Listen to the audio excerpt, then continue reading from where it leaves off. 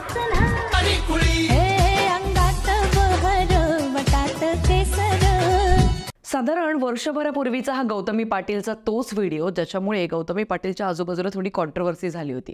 आता गौतमी पाटील आणि कॉन्ट्रोवर्सी हे समीकरण काय नवीन आहे का? अजिबात नाही। हे जे कृत्य तिने केलंय हे नवीन आहे का? नाही।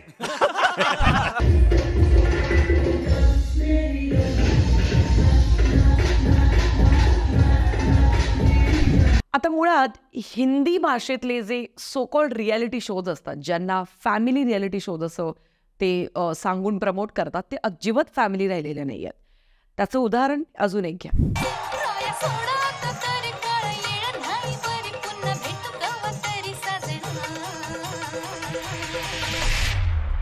प्रोनीता, मैंने कभी इस बात से इनकार नहीं किया कि आप बहुत अच्छी डांसर हैं। आप वाकई में बहुत अच्छी डांसर हैं। मेरी आपत्ति ट्वर्किंग से है।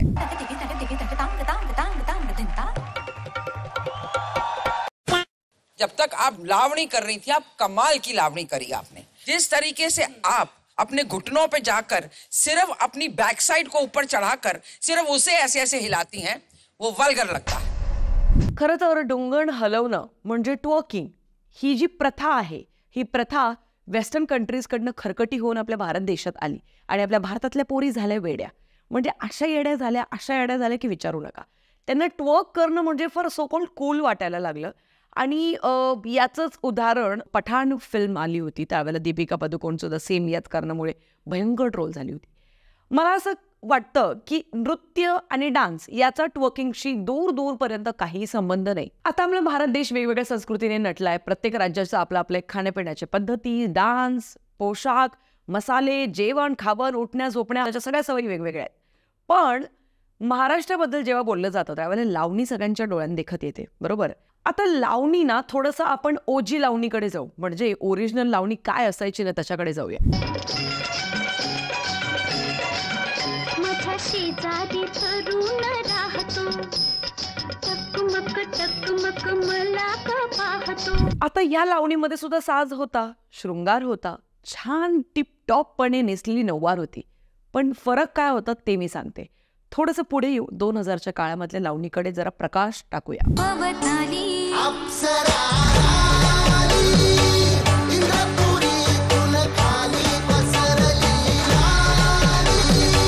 आता बघा फरक काय आहे की त्याही वेळेत ओजी लावणी म्हणजे जी ओरिजिनल लावणी त्याच्यामध्ये सुद्धा थोडंफार पुरुषांना आकर्षित करण्याजोगे काही सॉंग्स असायचे आणि त्याच्याबरोबर नऊवार जी असायची ती 10 ते 11 वार ॲक्च्युअल जी साडी असायची तिला चोपून चापून नेसलेली असायची। पण 2000च्या काळांमध्ये साधारण सोनाली कुलकर्णी आणि मराठी सिनेमांमधलं ही टिपिकल रेडीमेड जी नऊवार आहे तिला सुरुवात झाली आणि थोडंसं मॉडर्नायझेशन झालं। आणि मला असं वाटतं की गेम इथंच बिघडला, कारण का याच प्रथेपासून पुढे आत्ताच्या काळात ज्या आपण लावण्या सादर करणाऱ्या ज्या सो कॉल्ड नृत्यांगणा आहेत त्यांचे जर का कॉस्ट्युम्स पाहिले तर ऑलमोस्ट सेम आहेत आणि अजून जास्त विभत्सक आणि थोडंसं काय म्हणूया म्हणजे एक मॉडर्नायझेशनकडे त्याला जबरदस्तीने बळजबरीने नेण्याचा प्रयत्न आपल्याला दिसतो। आता साधारण सोनाली कुलकर्णीच्या करिअरचा ग्राफ जर पाहिलं तर तिचा ग्राफच या अप्सरा आलिया गाण्यापासून सुरू झाला आहे आणि आता वाजले की 12 मला जाऊ द्या ना घरी हे गाणं प्रचंड फेमस झालेलं आहे, सगळ्यांना ठाऊक आहे। पण त्याही काळात ते इतके विभत्सक किंवा अश्लील वाटायच्या नाही। मग आज नेमकं असं वेगळं काय करताय गौतमी पाटील किंवा सो कॉल्ड या लावण्या सादर करणाऱ्या सगळ्या लावणी सादर करणाऱ्या सगळ्या नृत्यांगणा की त्या फारच अश्लील वाटू लागल्यात।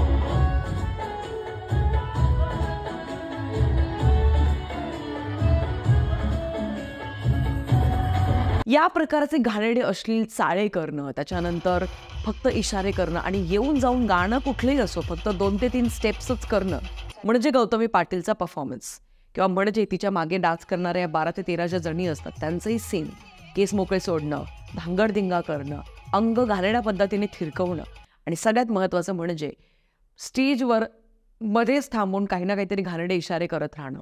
या सगळ्या गोष्टींच्या मी साफ विरोधात आहे।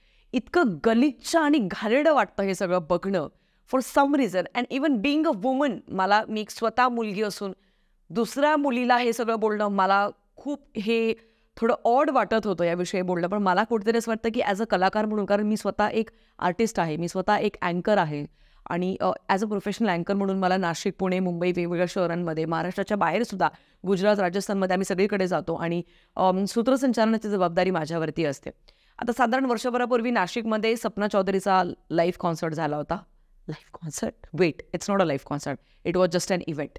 पब्लिक शोमध्ये मला तिथे बोलावलं गेलं होतं, पण मी साफ नकार दिला होता, कारण मी या गोष्टीच्या साफ विरोधात आहे की फक्त बायकांना आणणं आणि त्यांना नाचवणं, तेही फक्त गर्दीला आकर्षित करण्याकरता, हे पूर्णतः चुकीचं आहे आणि याच्या मी सुरुवातीपासून विरोधात होते. आता तुम्ही म्हणाल की या पद्धतीच्या लावण्या नक्की सादर कुठे केल्या जातात, तर आज सुद्धा या लावण्या जर का तुम्ही मेट्रो सिटीजमध्ये वगैरे गेलं तर तिथे नाही होत इतक्या, पण जर का तुम्ही गावाकडे गेला तर ग्रामदैवतांच्या जत्रा असतात दरवर्षी, तिथे गौतमी पाटील आणि यांसारख्या मुलींना बोलावलं जातं आणि त्यांना असं खुलेआम एक इव्हेंट असतो आणि त्याच्यामध्ये सगळ्यांना बोलावलं जातं. गावातली सगळी मंडळी येते, बसते आणि या अशा नाचत असतात. हा धांगडधिंगा जो प्रकार सुरू आहे, यांना ते सोकॉल्ड लावणीच्या नावाखाली सोकॉल्ड सादर करतायत, त्याच्या मी विरोधात आहे. तर नक्की कोण ऑर्गनायझर्स असतात या इव्हेंटच्या, हा प्रश्न जर का तुम्हाला पडला असेल तर डोंट वरी, मी आहे तुम्हाला सांगण्यासाठी. मूळ तर मी एक अँकर आहे, त्याच्यामुळे माझं अख्खं आयुष्य इव्हेंट मॅनेजमेंटमध्ये गेलं आहे आणि इव्हेंट मॅनेज कसा होतो, किती पैशांमध्ये होतो, हे सगळं मला चांगलंच ठाऊक आहे. आता साधारण एक ॲव्हरेज राजकारणी माणूस जो दहीहंडीचा इव्हेंट ऑर्गनाईज ज्यावेळेला करतो त्यावेळेला त्याचं बजेट 8 ते 9 लाखांचं असतं. त्या 8 ते 9 लाखांच्या बजेटमध्ये साऊंड सिस्टीम, अँकर, डान्सर्स, स्टेज, तो JCB, ती दहीहंडी, ती जी पथकं असतात बोलावलेली, त्यांचं बक्षीस, हे सगळं काही पकडलेलं असतं. सेलिब्रिटीज जे बोलावले जातात ते फक्त गर्दीला बोलावण्यासाठी असतात. पण इथेच आपण सगळेजण माती खातोय. आपण सगळेच माती खातोय. प्रत्यक्ष अप्रत्यक्षरित्या आपण सगळेच माती या कारणामुळे खातोय, कारण त्या कार्यक्रमाला आलेली जी प्रेक्षक मंडळी असते ती सुद्धा या प्रकारच्या मुलींना नाचत असताना बघून कावरी बावरी होते, वेडी होते. आणि म्हणजे मला असं वाटतं की जर ॲज अ प्रेक्षक मंडळी म्हणून आपणच जर का या गोष्टींचा विरोध करायला लागलो तर कुठेतरी जाऊन ह्या गोष्टी कमी होतील. आणि मला असं वाटतं की तुम्ही लोककला, कारण लावणी मुळात त्या काळात सुरू झाली ज्या काळात समाज प्रबोधन केलं जायचं, पोवाडे सादर केले जायचे, गावोगावी जाऊन या सगळ्या लावणी कलावंतांचा, लोककलावंतांचा ताफा जायचा. आज या गावात, पुढच्या आठवड्यात दुसऱ्या गावात, पुढच्या आठवड्यात दुसऱ्या गावात, असं करत करते वेगवेगळ्या गावांमध्ये जायचे, समाज प्रबोधन करायचे, 4 गोष्टी चांगलेही शिकवायचे. लावणीमध्ये होती ना काही डबल मिनिंग गाणी सुरुवातीलाही होती, पण ज्या पद्धतीचे गाणडे इशारे, ज्या पद्धतीचं विभत्सीकरण आज होत आहे त्या काळात तसं नव्हतं. आणि त्याच्यामुळे त्याचा प्रभाव इतका जाणवायचा नाही. मुळात मला असं वाटतं की जर का आपण लहानपणाचे आपले दिवस आठवले तर जाणता राजा हे नाटक किती प्रसिद्ध झालं आणि याला भरभरून प्रेक्षकांनी प्रतिसाद दिला. आजच्या काळात जाणता राजा हे नाटक का नाही सादर केलं जाते? चला फॉर एन इन्स्टन्स आपण दहीहंडीचं उदाहरण घेऊया. दहीहंडीचा इव्हेंट का केला जातो किंवा दहीहंडीच्या दिवशी नेमकी काय झालं होतं, का आपण त्याच दिवशी ती दहीहंडी साजरी करतो, याचं कोणाला काहीच घेणं देणं नाहीये. कोणी काहीच याबद्दल वाच्यताही करायला तयार नाही. हा नेता येतो तो त्याचा सन्मान करतो, तो नेता येतो तो त्याला पुष्पगुच्छ देतो. ऑनेस्टली स्पीकिंग मी या सगळ्या गोष्टी फार जवळून पाहिल्या, त्याच्यामुळे मी तुम्हाला सांगू शकते आणि मी याचा साफ विरोध केलाय. ज्या इव्हेंटला मी आधीच फोनवर सांगत असते की ज्या इव्हेंटला लावणी सादर करणाऱ्या मुली असतील त्या इव्हेंटला मी येणार नाही. आय डोंट नो, समवेर मला हे कुठेतरी योग्य नाही वाटत, कारण आपण आपल्या महाराजांच्या महाराष्ट्रात राहतो जिथे हिंदवी स्वराज्यासाठी त्यांनी त्यांचं रक्त सांडलं. आणि खरंच महाराज स्त्रिया नाचवणारे होते का, हा मुळात खूप मोठा प्रश्न जो विचारला गेला पाहिजे. कारण तुम्ही स्त्रिया ना शिवजयंतीला नाचवताय, तुम्ही भीमराव आंबेडकरांच्या जयंतीला स्त्रिया नाचवताय आणि इथे मला विरोध करायचा आहे. ओके, तुम्हाला जर का गौतमी पाटीलचा असा विभत्स अश्लील डान्स किंवा इतर या अशा सोकॉल्ड डान्सर्सचं जर का ऑर्गनाईज करायचं असेल तर तुम्ही ते महाराजांच्या जयंतीला करू नका, आमच्या सण आणि उत्सवांना करू नका, ग्रामदैवतीच्या जत्रेला करू नका. तुम्हाला इतर दिवस तुम्ही कुठचाही रॅन्डम दिवस पकडा, तुमचा बर्थडे तुम्ही मोठा साजरा करा, राजकारणी नेत्यांनो जर का तुम्हाला करायचं असेल. पण आमचे सण आणि उत्सव या घाणेरड्या आणि अश्लीलतेच्या मुळे त्याला विटंबना लावू नका, हे माझं रोखठोक सांगणं आहे सगळ्या नेत्यांना. आणि मला नाही माहिती हा व्हिडिओ आता किती लोक बघणार आहेत काय, आय डोंट केअर, पण मला हा व्हिडिओ बनवणं खूप महत्त्वाचं होतं. कारण ॲज अन आर्टिस्ट म्हणून आणि ॲज अ स्ट्रगलिंग यूट्यूबर म्हणून मी या गोष्टी माझ्या हातात जेवढ्या मी त्या करू शकते. मला जर माझा समाज आजूबाजूला बदलवायचा असेल तर त्यासाठी माझा जितका प्रयत्न असेल तितका मी करीन. बाकी तुम्ही म्हणाल की मग मराठी सिनेमातल्या हिरोईनना तुम्हाला सांगायला पाहिजे त्याच अशा नसतात, तर असं नाही आहे. जर तुम्ही चंद्रमुखी हा रिसेंटली नुकताच रिलीज झालेला सिनेमा जर पाहिला तर त्या सिनेमामधली लावणी सुद्धा बघा. चला तुम्हाला वाटेल की तो सिनेमा होता काहीतरी. चंद्रा या गाण्यावरती अमृता खानविलकर ज्या पद्धतीने नृत्य करते,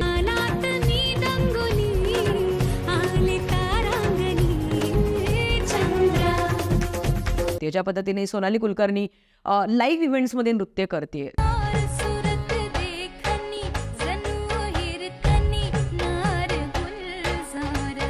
त्याच्यात कुठेच विभत्सकपणा नाही जाणवत, त्याच्यात प्युअर ग्रेस जाणवतो आणि तो एलिगन्स जाणवतो आणि त्या फक्त नृत्यच सादर करतात. फरक आहे. तर आता या सगळ्या गोष्टींचा थेट परिणाम कोणावर होतोय माहिती आहे? लहान मुलींवरती. कारण गावाकडच्या मुली ऑफकोर्स जर का तुम्ही Tier 1 Tier 2 मध्ये गेलात, म्हणजे आपल्या शहरांमध्ये जर का तुम्ही पाहिलं तर अशा प्रकारचे इव्हेंट्स नाही होत. उदाहरण द्यायचं झालं तर नाशिकमध्ये गेल्याच काही महिन्यांमध्ये गौतमी पाटीलचा सो कॉल्ड इव्हेंट ऑर्गनाईज केला होता आणि त्यांना चिक्कार तोंडावरती पाडले नाशिककरांनी आणि I love you Nashikkars for that. नाशिककरांनी मात्र गौतमीच्या कार्यक्रमाकडे पाठ फिरवली आहे. पहिल्यांदाच तिच्या कार्यक्रमात ठेवण्यात आलेल्या खुर्च्या रिकाम्या राहिल्या. नाशिककरांचा मला सार्थ अभिमान आहे की नाशिककर आज सुद्धा आपल्या संस्कृतीला धरून आहेत.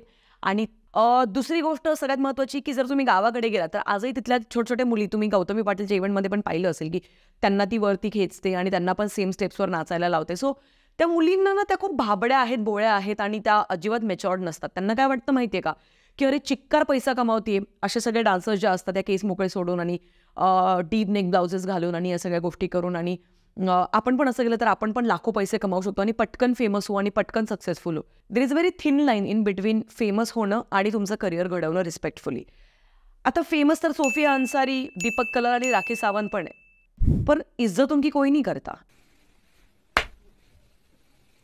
सिमिलरली तुम्हाला ठरवायचंय की तुम्हाला तुमच्या मुलीला जिजाऊ बनवायचंय आणि अजून शिवबा जन्माला घालायचंय की अशा पद्धतीचे घाणेरडे चाळे करत स्वतःचं करिअर घडवणाऱ्या मुलींसारखं तुम्हाला तुमच्या मुलींना बनवायचंय. मला खूप मोठा प्रश्न पडतो की अशी कोण आहे बाबा जे आपल्या मुलींना असं स्टेजवरती त्यांच्यासोबत पाठवताय आणि डान्स करायला लावतात. लाईक सिरियसली म्हणजे या गोष्टी कुठेतरी थांबवायला पाहिजे असं मला वाटतं. आणि आता शेवट या व्हिडिओचा मी अशा एका इव्हेंटच्या व्हिडिओतनं करते जो इव्हेंट स्वतः मी होस्ट केला होता नाशिकच्या SSK सॉलिटेरिया या व्हेन्यूवरती, जिथे आयुष्यात 13 वर्षांच्या कारकिर्दीत पहिली अशी मला मुलगी भेटली, मला तिचं नाव आजही नाही आठवत, जिथे मी ॲज अन अँकर म्हणून होते आणि एक कॉर्पोरेट इव्हेंट होता आणि तिथे ती लावणी सादर करायला आली होती.